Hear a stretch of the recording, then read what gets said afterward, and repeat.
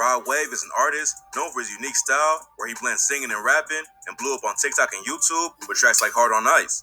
But aside from his emotional lyrics, Do Rod Wave be crying in the studio? Rod Wave still comes from the streets and ain't someone you want to mess with. Now he's facing a felony charge after allegedly strangling someone in Florida. Here's what happened. Around 10:30 p.m. on Sunday, May 1st, Rod Wave was arrested by the St. Petersburg Police Department in Florida and booked in jail early Monday morning. According to documents obtained by the Neighborhood Talk, he was arrested over an incident with an unnamed individual and charged with battery by strangulation. Battery by strangulation is a third-degree felony, and Rod can face up to 5 years in prison if he's convicted. The charge can also carry a sentence of 5 years of probation and a $5,000 fine. As of right now, he's still in custody and awaiting trial with no bond set. Before he was arrested, he posted a video on Instagram showing flashing cop lights while he shook his head and said, "This is why I don't even come here," referring to his hometown of St. Petersburg. A day after he got booked into jail, Rod posted a freestyle over Future's track, Wait For You, and announced that his newest album is dropping on June 3rd. No one knows if the arrest would delay the album at all, but his fans were surprised just to hear that he was dropping new music. Back in January, Rod Wave told his fans he was getting ready to retire. I'm only here for a little longer, and when I say that, I mean like as in Rod Wave, you know. I'm only here for a little minute, man. What else y'all want, man? I done get y'all straight dope. I done get y'all straight crack, man. Man, I don't know about all that. Like I said, this nigga Rod Wave out there rapping about being heartbroken, talking about this bitch changed his life for the worse, talking about how he don't think he gonna see tomorrow because of this whole, like, and this nigga in a whole relationship. This nigga, I think this nigga might be in a happy marriage. This nigga got a healthy relationship going on, and he out here basically destroying everybody, all kind of couples. Send all kind of fucking couples to the fucking graveyard, nigga. Ain't nobody's with me with that pen. I done get y'all straight dope. This shit not really me, like. You ruin relationships. You destroy marriages. I'm not no people person. I'm not no center of attention. I hate attention, man. But you know, they can't get on the internet without seeing my face or my name, you know. The retirement. I never see that nigga Rod Wave anywhere, to be honest. I wish they ordered sandwiches today. We're Easy Cater. I hear ya. But we do get unlimited snacks. I guess that's good. Yeah. I hate Cheeto Puffs.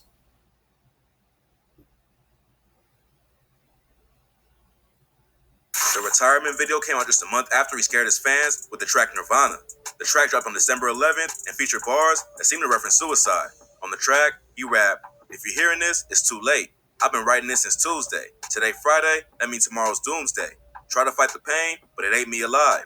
Sad to say I lost a battle against my mind. You should be happy for me, homie. No more suffering. We all got a day. I guess we'll see each other then. I hope that heaven's real and one day we can reunite. And don't be crying for me. I lived a wonderful life." Right after he posted the song, Roddy. This nigga was gonna retire on that. That's how he was gonna leave? Nigga was gonna drop that song and then jump off a fucking building? He activated all of his social media accounts, which led fans to believe that the song was meant to be a suicide note.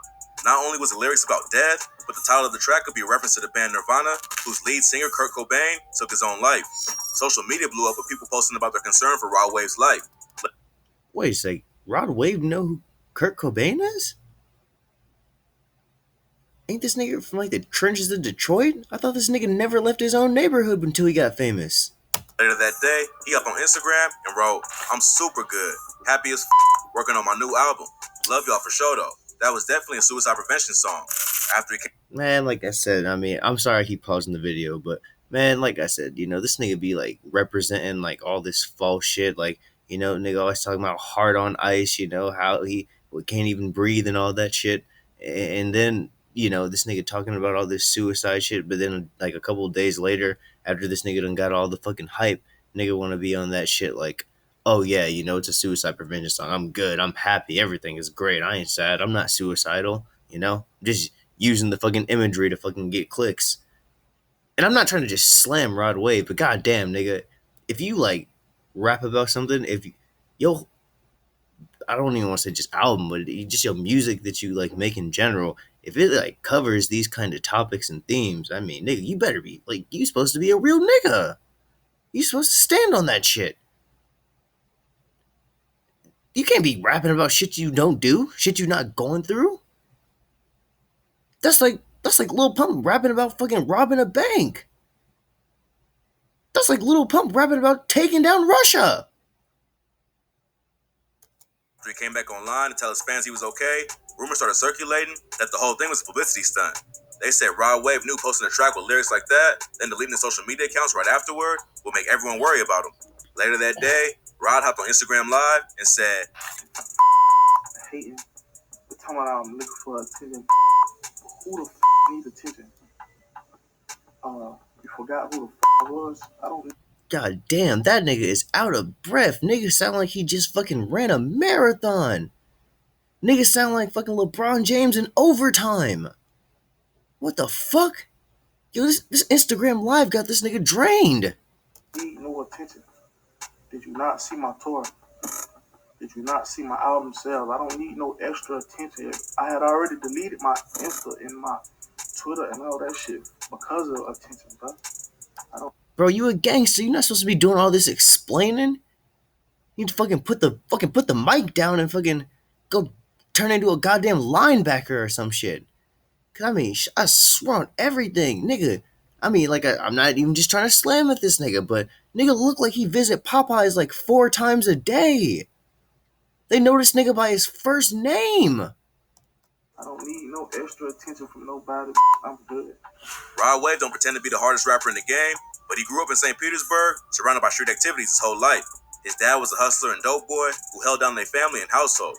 His parents always brought him nice stuff, but their entire life was financed by crime. When his dad got hit with a 6-year sentence on drug charges, Rod hopped off the porch at 14 and started robbing people with some dudes from his neighborhood. He told DJ Smalls that he still wanted all the nice clothes and stuff he was used to having, but didn't want to burden his mom with responsibility. Then, he linked up with some kids from his hood who taught him how to break into cars and houses. He said he'd leave school in the middle of the day, hit a lick, then go back and get on the bus with a backpack full of stolen cash and items. Not before long, Rod started seeing his friends face the consequences. His homies was getting locked up and sent to prison, and sometimes shot or beat up by people they robbed. Even though he saw his friends and dad get locked up for what they did in the streets, the only thing that made him change up the way he moved was getting in trouble himself. His first charge came in the 9th grade after a home invasion went south. Rob and his homies tried to rob a house, but someone was home. The dude ended up surprising them and tried to take Rod's gun from him. The police came and booked him on some type of burglary charge. Because he was a juvenile at the time, Rod don't even know what the actual charge was. He told DJ Smalls that someone in the system kept saying he could get a life sentence since he brought a gun to someone's home, but eventually the charge was dropped. Back in May 2021, Rod Wave got exposed for rapping about a gun charge that involved a pellet gun instead of a real burner. On the track Hard on Ice, he rapped, "While in the cell with Lil Joaquin, after I slapped him, I told him, I don't know how you get down with them clowns, but I'm a soldier. No one could understand, I had way too much aggression that built over the years from my abandoned adolescence." He was rapping like he got locked up for carrying a weapon, but a news story from 2017 surfaced showing that he was arrested at school after a pellet gun was found in his backpack. He kept his head down after this and graduated high school. Around the same time, A pellet gun? This nigga shooting at stray cats. What the fuck? Yo, bro. Like I said, man, like these rappers be capping, bro. Like, I mean, like, bro, I swear on everything. Like, I done heard this nigga Rod Wave talk about catching 1,000,000 fucking bodies in his music and shit. Like, you know, nigga, you can't catch a body with a pellet gun, can you? Nigga, that's a fucking BB gun. You supposed to be giving niggas bullets, not plastic. I can't process that. I'm flabbergasted. Fuck it. same time, he started taking music seriously, and soon after, he became one of the hottest new artists in the game. Rod Wave started dropping music in 2016 and released a series of independent mixtapes. Then, in 2019, he dropped his PTSD mixtape, which featured the track Hard on Ice. This is a song that changed everything, and by the time he dropped his debut album later that year, he had enough momentum in the industry for it to reach number 10 on the Billboard 200. In 2020, he dropped his second album, which debuted at number 2 on the Billboard 200. Almost overnight, Rod Wave became a massive artist, but he almost didn't have time to enjoy the success. In June 2020, he was involved in a car crash that nearly took his life. He bought a Corvette C8 to celebrate the crazy year he had in 2019, but the gift almost ended up killing him. In June 2020, he posted a video on Instagram showing his whip after he ran into a concrete barrier. He captioned the post with, "Hurt me to my heart, the way our love ended. Never know what you got till it's gone. It's cool though, just gonna give me a better still here though, thank God." His fans was happy to see him safe, but just 2 months later, he had another close call. In October 2020, Rod was scheduled to perform at Morris Brown College in Atlanta. But when he walked out with his crew to start the show, the stage collapsed and people started falling into the pit it made. I remember that shit. God damn. Nigga fell through the fucking floor. Nigga looked like some WWE shit. Nigga like he fell from the top of the fucking ladder. God damn. Yo, I mean, I ain't even trying to disrespect this nigga's weight again, but I mean, if you fucking falling through the fucking stage, my nigga, I mean, instead of buying a fucking like $300,000 car, I think you need to do, some independent research on a goddamn physician, nigga. You need a personal trainer. Rod stumbled and fell backwards, but luckily, he avoided any serious injuries. The concert was canceled afterward, but the drama wasn't over. Rod waved. I swear, I mean, again, sorry I keep roasting this nigga's weight, but fuck it, nigga. You know it's good. Hey, I mean, just because you a big nigga that don't defile your character or nothing, but yo, if Rod Wave would have fell on a fan, bro, I swear he would have caught a fucking body, nigga. He would have put that shit in his next mixtape. Fell on a fan and that nigga ain't here no more. Wave allegedly punched the concert promoter who put the show on. According to rumors, he blamed the promoter for the stage collapsing and was hit with a battery charge. After this, Rod avoided controversy for a while and kept working on his career. He beat up the promoter? He said, nigga, it's your fault I weigh 400 pounds. It's your fault I weigh as much as a fucking PT Cruiser. His third album dropped in March 2021 and became the #1 stream record on YouTube, and his career just kept leveling up with every new release. It looked like Rod had really turned everything around.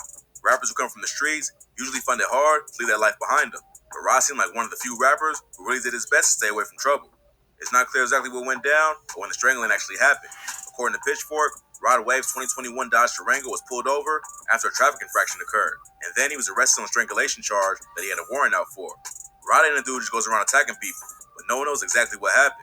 Just a couple weeks ago, he was in the headlines for a much better reason. 1 month after gas prices in America hit a new high of $4.17 a gallon, Rod gave back to hundreds of people in his hometown of St. Petersburg and donated $25,000 worth of free gas. He posted an Instagram story and told his fans, Gas high as Hey, St. Petersburg, Florida, St. Pete, 727, giving away free gas April 9th at the Sunoco on 34th, right before you get on the bridge.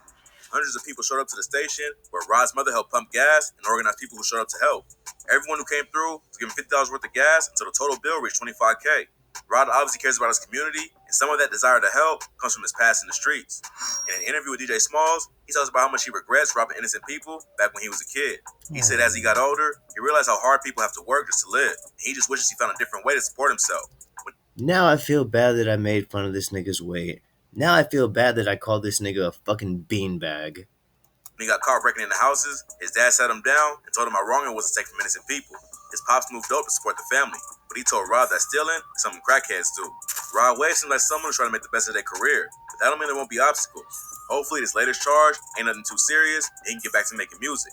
More details will be coming soon, so tap in. It just don't make no sense to me. How the fuck do these savages have morals? These niggas will be in all kind of fucking drive-bys, doing all kind of leaning out the window, shooting at 90-degree angles and shit, hitting little kids on accident, like bullets ricocheting everywhere, like, civilians paying and shit. And they're just fine with that, like that blood on their hands don't affect their conscience, but, I mean, like, if you stealing, like that's crackhead shit, like it's frowned upon. Like, you can catch a body, but not.